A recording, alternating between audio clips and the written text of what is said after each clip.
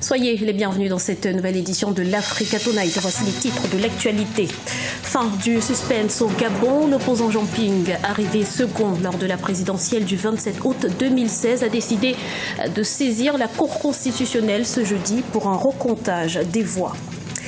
La crise du tourisme est palpable au Maroc. Le Royaume a accueilli près de 4,2 millions de visiteurs au premier semestre 2016, soit une baisse de 2,6% par rapport à la même période de l'année 2015. Et puis de la cigale à l'Olympia, l'artiste camerounaise Charlotte Dipanda se produira ce samedi 10 septembre sur la mythique scène parisienne et elle est avec nous sur ce plateau pour en parler.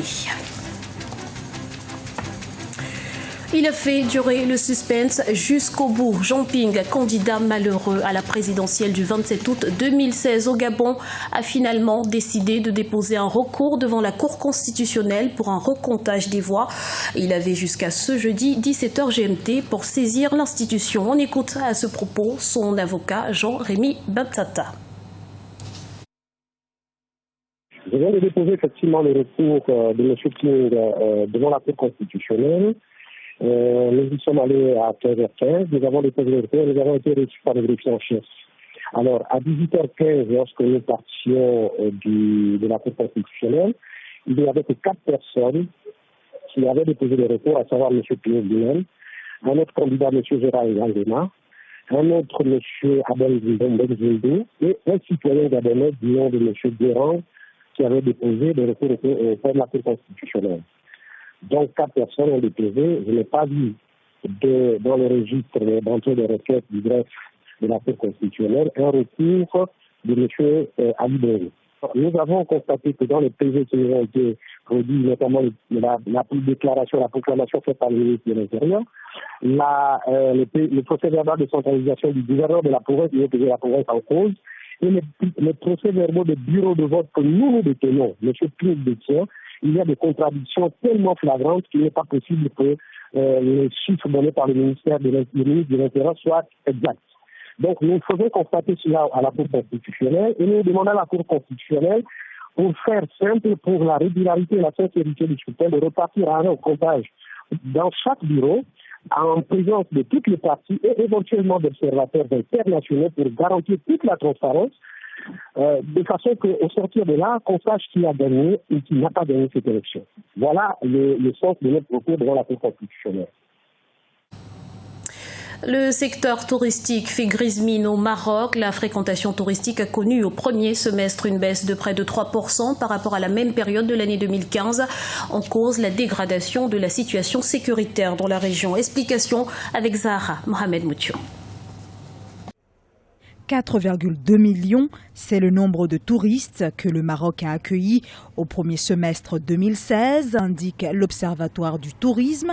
Le secteur est ainsi en recul, une baisse de 2,6% par rapport à la même période en 2015. La hausse de 1,7% des visites des Marocains résidant à l'étranger n'a donc pas réussi à rattraper le repli du secteur, qui représente jusqu'à 10% du PIB. Cette baisse est due principalement au mois de Ramadan qui connaît une stagnation du tourisme. Les chiffres du mois de juillet sont en redressement. Nous aurons un bel été, nous finirons l'année sur une augmentation de 1% ou pire, une stagnation. Une baisse due au mois de Ramadan, mais pas seulement.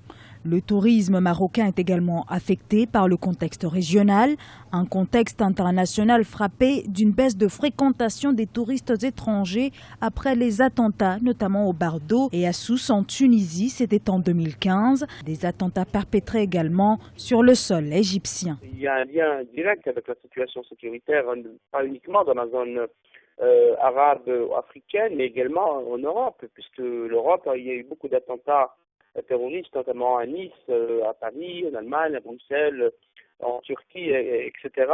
Et donc, ça a créé un climat de peur, un climat de crainte également. Les gens craignent de prendre des avions, puisque l'attentat de Bruxelles était un attentat meurtrier, et idem pour l'attentat de l'aéroport d'Istanbul. Donc, les gens ne veulent pas prendre des avions, mais également la situation dans la zone africaine avec les menaces de Boko Haram, les menaces de Daesh en Libye, fait que les tours opérateurs, c'est-à-dire les agents qui s'occupent des activités touristiques reconsidèrent ces destinations. Ça ne concerne pas uniquement le Maroc, ça concerne l'Algérie, ça concerne la Tunisie. Depuis 2011, le Maroc est épargné par les attentats terroristes. Depuis 2014, le dispositif Hadar a été déployé, une politique sécuritaire offensive donc, pour prévenir le risque terroriste dans les sites touristiques notamment. Depuis 2013, après avoir franchi la barre des 10 millions de visiteurs pour un chiffre d'affaires de près de 10 milliards d'euros, le Maroc réaffirme chaque année son ambition de doubler le nombre de touristes d'ici 2020.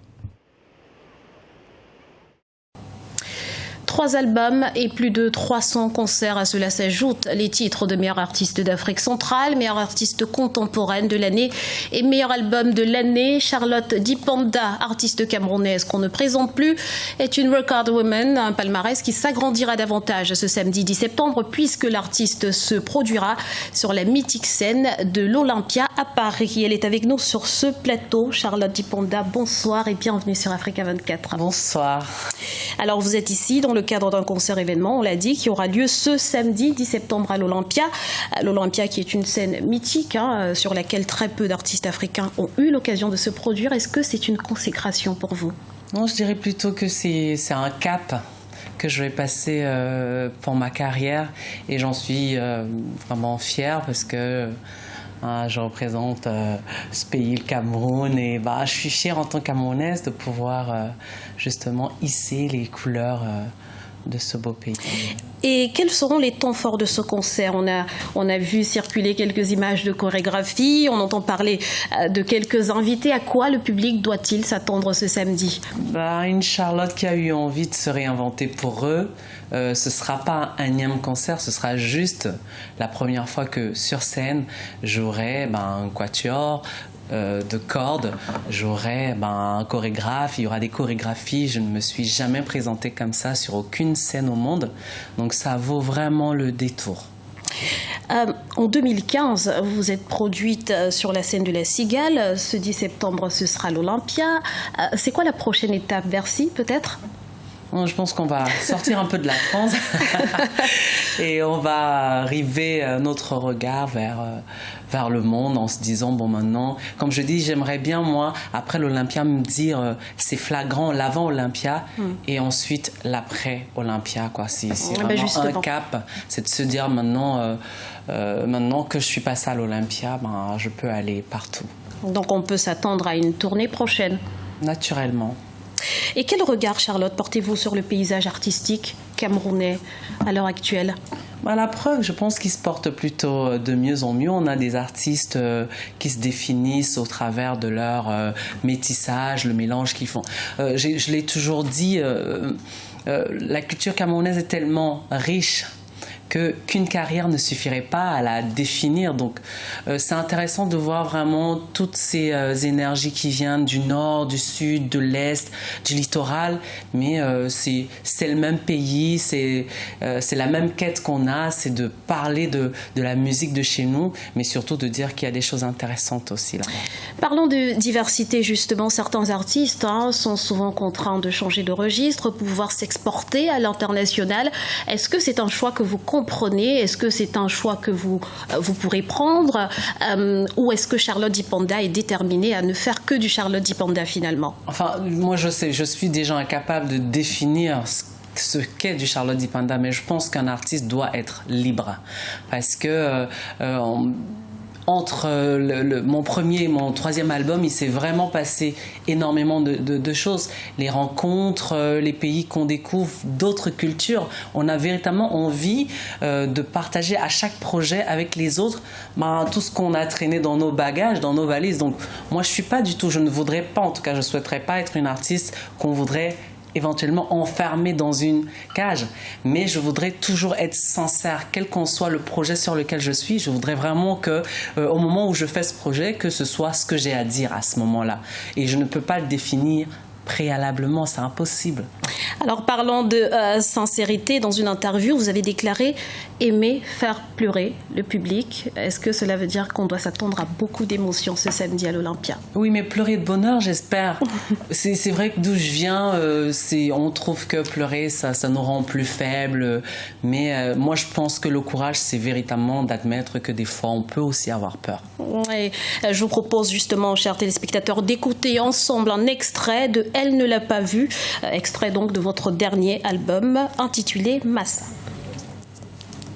Tomba, si la ne tomba, aïe, elle avait tomba, si la ne tomba, ouais, maman mi omba, ouais, maman n'a pas vu, non, non, non, maman ne l'a pas vu, non, non, non, elle ne l'a pas vu, non, et oui, un emballé, maman ne l'a pas vu, non, non, non.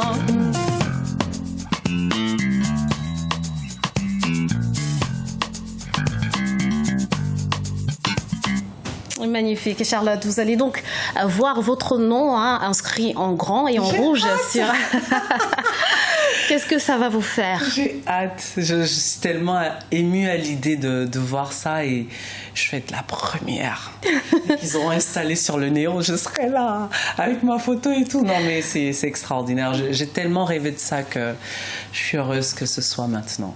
Et nous aussi, nous serons au rendez-vous. Merci Charlotte Dipanda d'avoir été sur ce plateau. Merci de m'avoir. Je rappelle que vous êtes donc une artiste camerounaise et que vous allez vous produire dans quelques jours sur la mythique scène de l'Olympia Paris. Ce sera ce samedi 10 septembre à partir de 20h, heure de Paris. C'est à présent la fin de ce journal. Merci de l'avoir suivi. Dans un instant, une nouvelle édition de l'actualité sur Africa 24.